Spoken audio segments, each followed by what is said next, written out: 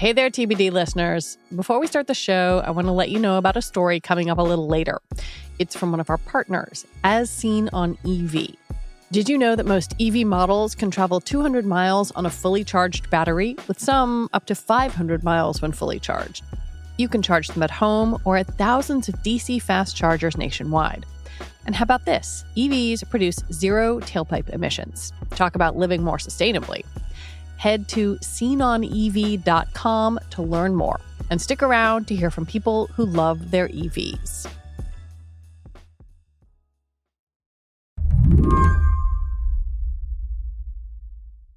Last spring, police in Norfolk, Nebraska got a tip that a pregnant teenage girl had miscarried and that she and her mother had secretly buried the stillborn fetus. After an investigation, the police charged Jessica Burgess, who was 41, and her 17-year-old daughter, Celeste, with removing, concealing, or abandoning a dead human body, a felony. It was an upsetting case.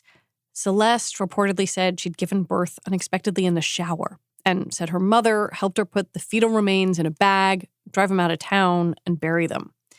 There was also some evidence the remains had been burnt. But this is where the case takes an important technological turn. According to court documents, Celeste had been roughly 28 weeks pregnant. And when the detective on the case asked Celeste to pinpoint exactly when the miscarriage occurred, she turned to her Facebook account because she'd been messaging her mom that night at exactly 3:38 a.m. That gave the detective an idea to serve Facebook with a search warrant to get Jessica and Celeste's messages. And what he found dramatically changed the case. Back in April, prosecutors say Burgess ordered abortion pills on the internet for her then 17-year-old daughter, Celeste Burgess, to take to abort her fetus. Celeste and Jessica had been using Facebook Messenger to discuss getting and taking abortion medication. And in Nebraska, abortion is banned after 20 weeks. Prosecutors took the extraordinary step of charging Jessica Burgess with 2 more felonies: performing or attempting an abortion on a pregnancy at more than 20 weeks, and performing an abortion as a non-licensed doctor. Even though the charges came before the Supreme Court overturned Roe v. Wade, Facebook's involvement, which was made public in August, made the case national news. We begin with a new online protest and boycott of Facebook. The latest call for people to delete their accounts comes after it was revealed the Palo Alto company handed over user personal messages to law enforcement, which then led to charges related to illegal abortion. But reporter Johana Bhuiyan, who covers tech and surveillance for The Guardian, was expecting a case like this. I actually did not think it would happen as quickly as it did, but I was waiting to see how quickly police would seize on the opportunity to obtain information about or charge and prosecute people for abortions using their private data that they leave on tech platforms. A pretrial hearing for Celeste's case is scheduled for later this month, and Jessica's is set for next month, with jury trials to follow. Today on the show, now that Roe is gone, will there be more cases like theirs? I'm Lizzie O'Leary, and you're listening to What Next TBD, a show about technology, power, and how the future will be determined. Stick around.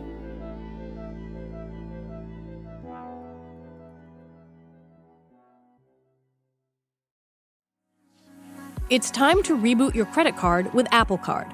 Apple Card is a different kind of credit card. It gives you up to 3% unlimited cash back on everything you buy.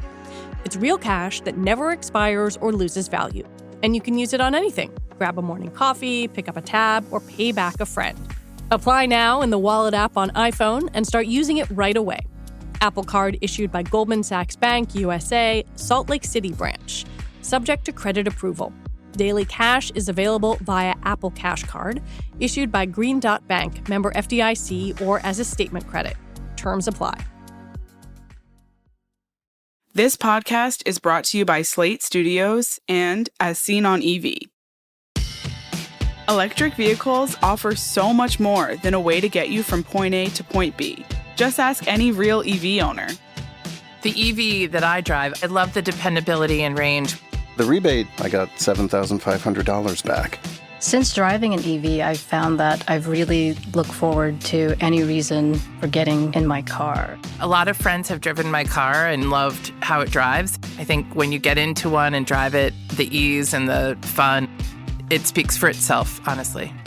I care about sustainability a lot, and it gives me peace of mind knowing that driving a car with zero tailpipe emissions means that I'm doing my own small part. What I love about owning an EV is never having to go to a gas station. It's smooth and quiet. I can charge my EV while continuing to live my life.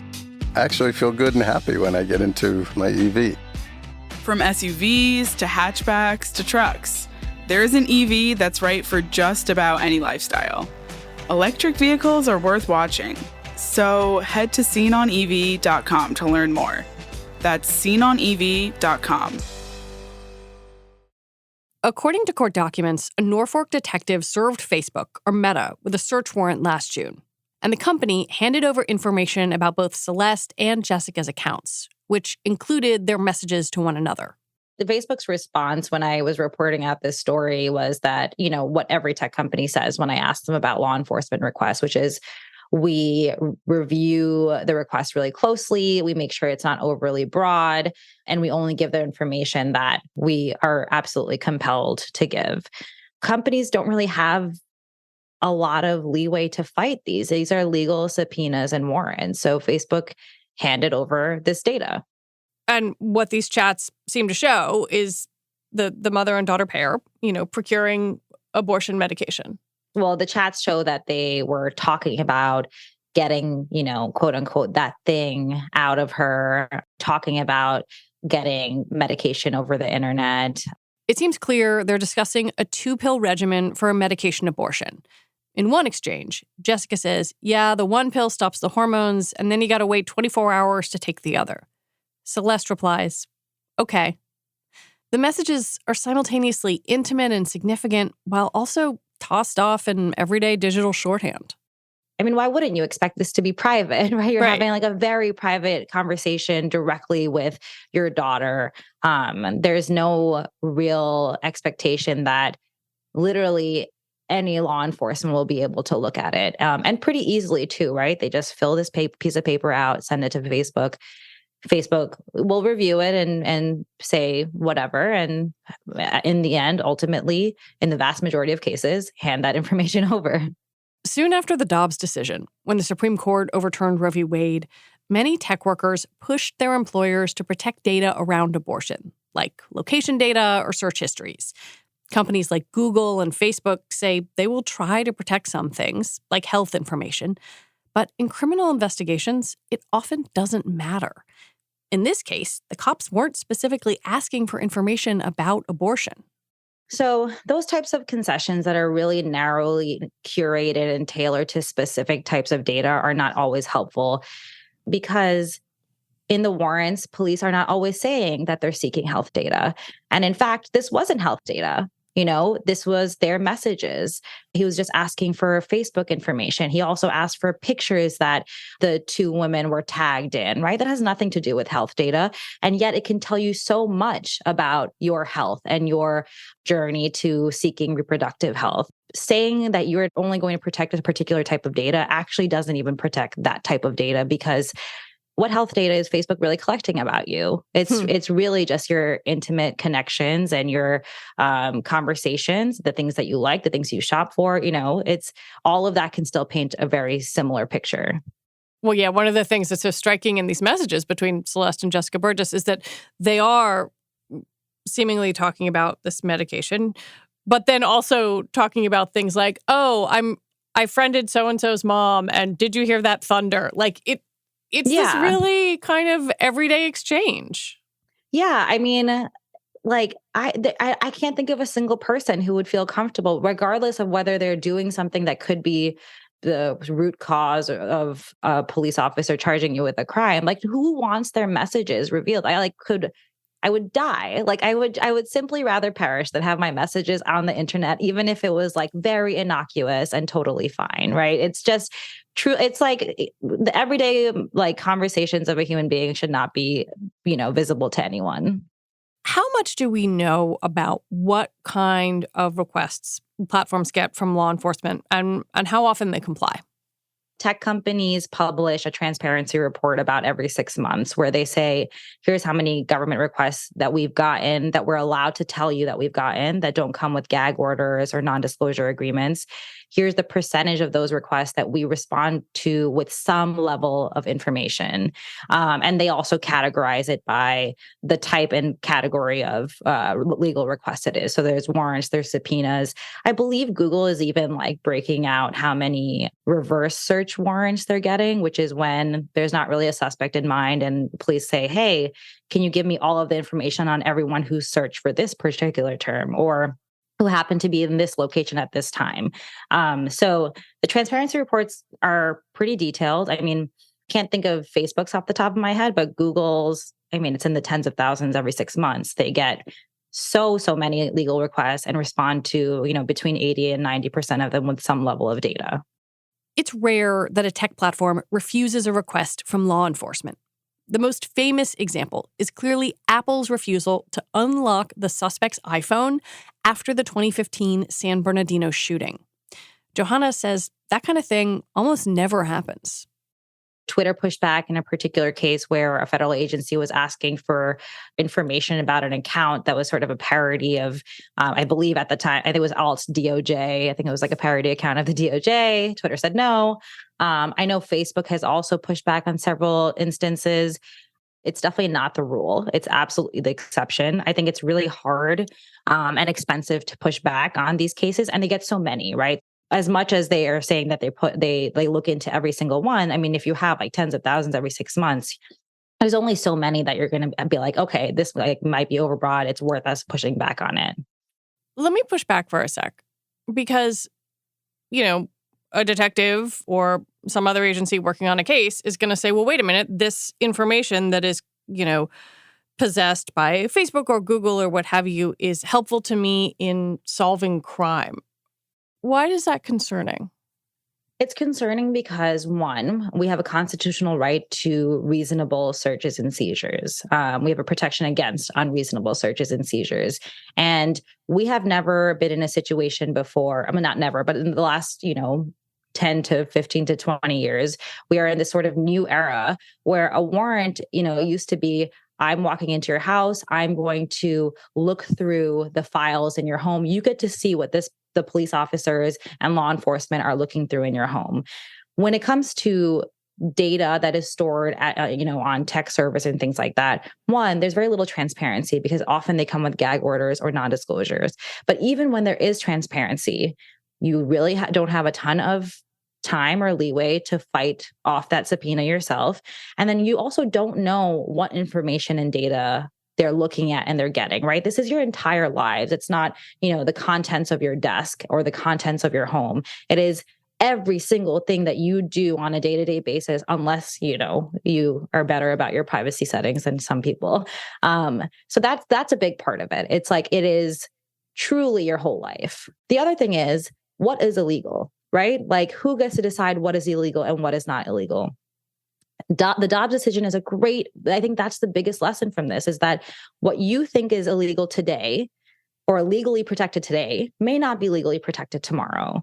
And oftentimes what happens is the thing that is legally protected are people's civil liberties. And it's the people of color, Black and brown people, particularly Black and brown women, who are disproportionately impacted by these surveillance systems. So today it's them, right? Today it's people like me. Tomorrow, as we've seen with Dobbs, it's all of you.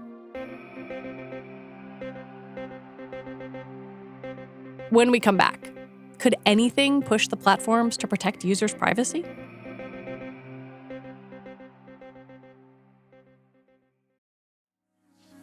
It's time to reboot your credit card with Apple Card. Apple Card is a different kind of credit card. It gives you up to 3% unlimited cash back on everything you buy. It's real cash that never expires or loses value. And you can use it on anything. Grab a morning coffee, pick up a tab, or pay back a friend. Apply now in the Wallet app on iPhone and start using it right away. Apple Card issued by Goldman Sachs Bank USA, Salt Lake City branch. Subject to credit approval. Daily Cash is available via Apple Cash Card, issued by Green Dot Bank, member FDIC, or as a statement credit. Terms apply. This podcast is brought to you by Progressive Insurance. Most of you listening right now are probably multitasking. Yep, when you're listening, you're probably also driving, cleaning, exercising, or maybe even grocery shopping. But if you're not in some kind of moving vehicle, there's something you can be doing right now. Getting an auto quote from Progressive Insurance. It's easy, and you could save money by doing it right now from your phone. Drivers who save by switching to Progressive save nearly $700 on average, and auto customers qualify for an average of 7 discounts. Discounts for having multiple vehicles on your policy, being a homeowner, and more. So just like your favorite podcast, Progressive will be with you 24/7, 365 days a year, so you're protected no matter what. Multitask right now. Quote your car insurance at Progressive.com to join the over 29 million drivers who trust Progressive. Progressive Casualty Insurance Company and Affiliates. National average 12-month savings of $698 by new customers surveyed who saved with Progressive between June 2021 and May 2022. Potential savings will vary. Discounts not available in all states and situations. This episode is sponsored by Custom Ink. Custom Ink brings people together with custom gear, from employees and customers to teammates and friends. At their easy-to-use website, you can create personalized custom gear, including water bottles, backpacks, polos, jackets, and so much more. And it's all backed by a 100% satisfaction guarantee. Get started today. Visit customink.com. That's customink.com. How does the Dobbs decision figure into this? Because you did have, after the court's decision, a bunch of these companies saying we will support our employees' right to an abortion, sounding like they were taking these stands. And I wonder kind of how that shakes out when they're faced with a law enforcement request. A lot of the companies said things that were really similar to Facebook, which is like, we're going to protect health data. Google said that if you're searching for abortion clinics, they'll mask that location. Again, the problem is police are not sending subpoenas saying, hey, this is an abortion investigation, or hey, we're looking for health data specifically. They want your messages. They want your emails. They want your location data. And none of that falls under the categories of things that Google, Facebook, and all these other companies are saying that they will protect and mask. Johana spoke with several researchers who tested whether an Android phone would actually mask abortion clinic search data, which is what Google had promised. But one researcher found that her phone gave her away. In one instance, while it didn't say Planned Parenthood on her Google Maps route that showed where she went like a couple weeks ago, there was a pin right where the Planned Parenthood location was, showing that she did stop there. Google basically said, well, it's because Google Maps didn't detect that she went to the Planned Parenthood, they detected that she went to the locations around her, but her search history still said Planned Parenthood. Like there's just so many other details and pieces of information and data that will point to the fact that this person was seeking reproductive health care. And it basically doesn't matter that Google is not showing that she actually stopped at Planned Parenthood. I'm thinking about the incentives that platforms do and don't have to protect user privacy. There has been a lot of conversation about moving toward end-to-end encryption. That is something Facebook has talked about for a while. How much would that change the picture vis-a-vis law enforcement? It would change it drastically. The only way to protect user data in a surefire guaranteed way is to not collect it. In lieu of that, and making all of that data end-to-end encrypted would effectively do a lot of the same thing, right? Like tech companies will no longer be storing that data, that information, and those messages would only be between you and that person that you're speaking with. And there is no way, or at least no easy way for anyone else to access the data. The company doesn't even have it. Companies are motivated to do it to some degree, right? Look at Apple, for instance, right? Obviously, there's room to grow. There's things that they need to do to improve their privacy and their data protection, but they are kind of the gold standard of the industry right now. And it is a huge marketing point for them. They really push the fact that they are the most private and most secure company, and it works for them. Again, a lot of advocates and activists believe that they could do a lot more, but they do continue to iterate on the privacy and security systems that they have. They add more encryption like constantly. They just announced a suite of new encryption services a couple months back. And Facebook, again, like you said, to its credit, is also now testing end-to-end encryption for messaging. They've expanded that test to a wider group of people right now. But what I had heard from them is like, it's pretty difficult. One of the pitfalls from a user experience perspective of end-to-end encryption is like, if you delete all your data or if you delete all your messages, like Facebook can't help you recover it, right? Like recovering that data and information is no longer possible through the company. So there's like small, like things like that that are to some people might be like a real trade-off. But I think the benefits of end-to-end encryption like far outweigh any of these potential risks. But then, of course, doesn't that in some way undermine a company's business model, right? If it's built on advertising and that advertising is tailored to people's data, that makes it hard for them to do what they want to do monetarily. Yes. So that is a thing with companies whose business model is largely advertising, is that there is not actually a overwhelming financial incentive to stop collecting your data and to encrypt all data. I reported on an internal Google effort from employees post-Dobbs, where employees were demanding concessions around protecting healthcare information. And I asked some of the folks who were leading that effort, well, as we've seen, the Jessica Burgess case had just come out. And it's like, as we've seen, police are not asking for health data. They're asking for your messages. They're asking for other personal data and information. Would you consider adjusting your demands to reflect that reality? And their answer, was fair and completely realistic and practical, which is that, as an employee of Google, I understand that Google cannot survive as a company without collecting and using this data. Even folks who are working to protect folks who are seeking abortions, even they realize or sort of concede that the way that these businesses exist today are counter to data privacy and data protection. One of the things that I'm curious about, and I know that this is a focus of a lot of your reporting, is that post-Dobbs, maybe it's fair to say that people who had previously thought data protection isn't that relevant to me, I don't have anything to hide, are thinking about it in a different way. I mean, I'm specifically thinking white women are thinking about it in a different way. I wonder if you're starting to see the realization around that shift. It is great that people finally care that tech companies have all this data on you and law enforcement can access it easily. That realization is great, and it is helpful toward the overall movement. But a lot of the efforts that have resulted from that realization are not necessarily that productive toward the larger cause of protecting people's data. Because again, it's like, we're going to ask these companies to protect our healthcare data.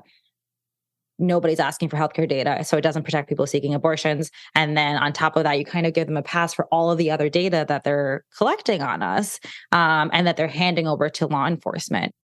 And of course, tech platform and social media data are used by law enforcement in all sorts of cases. Google has handed over information to ICE before. I reported on several cases related to that. There isn't this sort of proactive effort to protect other kinds of data in the way there is to protect reproductive health care data, which I think is good, and it should be protected. I think it'd be great if the realization, this more mass popular realization that this level of data collection can be harmful to a lot of people, resulted in broader privacy regulation that protected everyone. Right now, California did introduce a bill that actually does do that, where it's like the initial intention of the bill is to protect folks seeking abortions. It would also just completely ban tech companies from responding to what they call reverse search warrants, which is geofence warrants and keyword search warrants, which basically is like, give me all of the people who search for this, or give me all the people who were in this location. And that is actually a great example of a bill that would also protect folks seeking abortion, but is a more broad and general bill that would increase data privacy generally. Is the solution something like a data protection law like exists in California or in Europe? Yeah, the solution is a federal data protection law, as always. Like that would be the very real answer to all of these, like really robust data protection laws. But even like state laws, you don't do enough, right? And like you can dictate or try to regulate data in a particular state, but data doesn't like exist within the geographical boundaries of a state, right? So it's like very difficult to really control what a tech company is doing and, with your data across the country. Going back to the case of Jessica and Celeste Burgess, as this case moves forward toward trial, are you expecting more of these? Yes.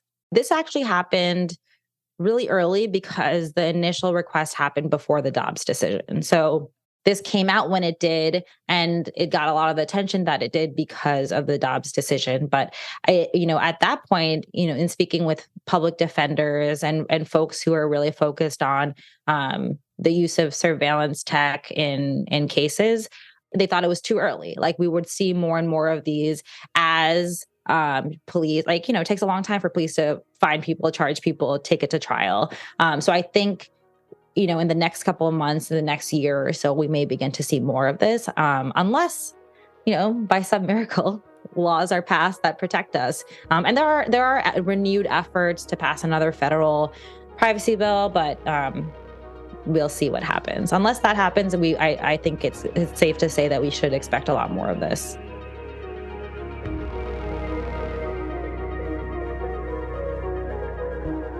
Johana Bhuiyan, thank you so much for talking with me. Thank you for having me. Johana Bhuiyan is a senior reporter covering tech and surveillance for The Guardian.